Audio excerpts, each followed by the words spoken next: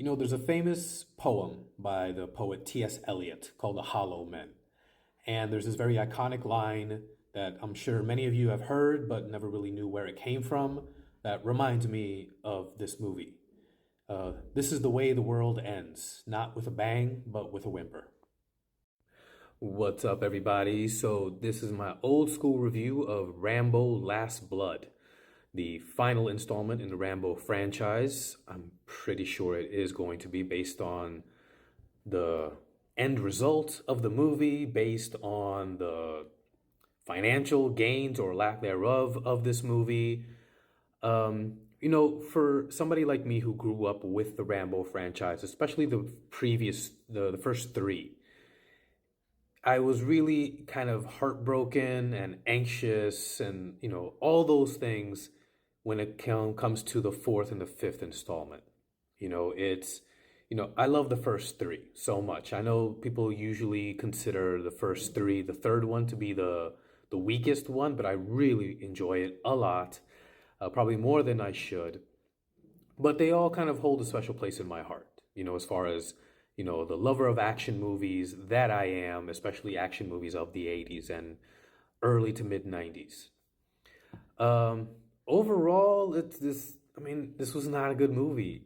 There's what I imagine what they hoped the movie would be, and then what it ended up being ultimately. And what I can see what they wanted the movie to be. Like a final chapter, kind of a last quote unquote mission for Rambo before we say our goodbyes to him. But the execution is just so subpar. It's kind of ridiculous. I usually describe this movie to people as Taken meets Home Alone with the character of Rambo. You know, the premise of the movie is basically he's back in the States, which is the one thing that I really liked about Rambo 4.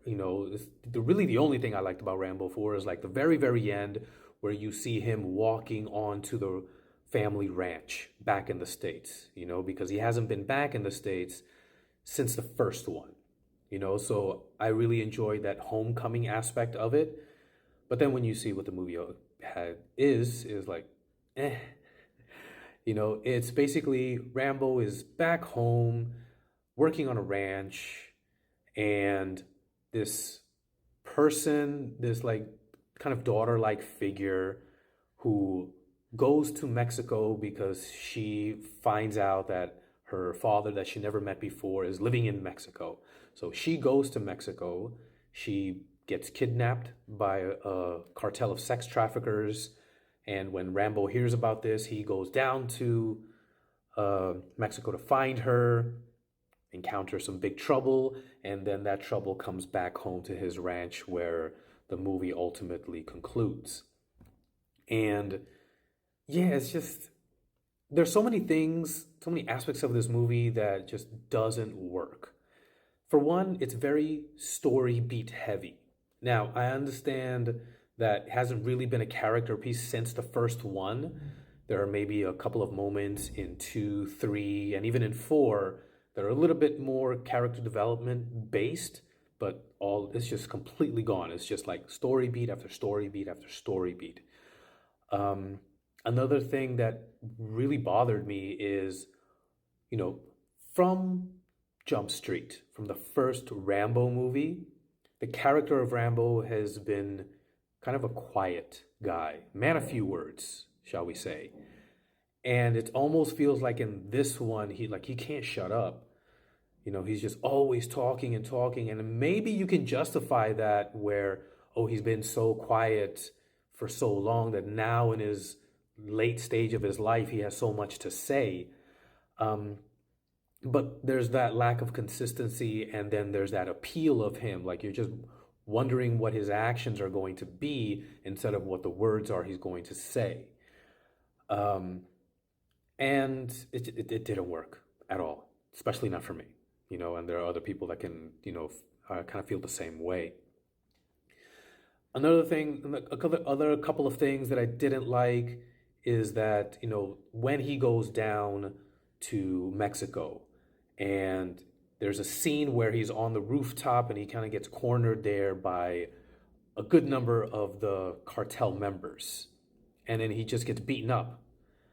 And in my mind, it's like, okay, why didn't they just off him?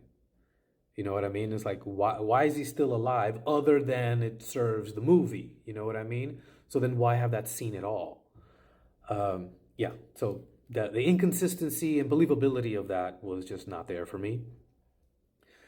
The the daughter-like figure that Rambo was there to find, she finds her father. He has no interest in her, and then that's it. It's never kind of explored again, whereas it could have been something where, you know, she finds him, yes, he rejects her, Rambo finds him, and then he's with regret, and then maybe they can kind of join forces based on his knowledge of the terrain, so to speak, and his soldier ability, and then they could have like done something, and it could have been a nice little redemption arc for the father character. None of that. The journalist character that Rambo kind of connects with, and she basically just kind of feeds him information that can kind of help him along the way. It's like so much of this, it's only there to serve the next moment in the movie, not and it has no real bearing on the character and the character journey. So there was very unsatisfying to me. What else? What else? What else? Um, yeah, that's basically it. It's not a very good movie. It's not a great way to send off this very iconic character. Um, and I feel how should I say, unsatisfied watching this last installment. And I remember hearing in an interview once that Sylvester Stallone said if they were to reboot the entire franchise at some point, that he would love to see Ryan Gosling take on the mantle of Rambo. I hope they never reboot it, just kind of leave it alone. But it is a nice kind of thought experiment, you know. Here's hoping for an era going forward where new stories are told instead of retold. Anyways, what about you guys? Let me know what you think in the comments below. Smash that like button, give me a follow, and I'll see you guys next time.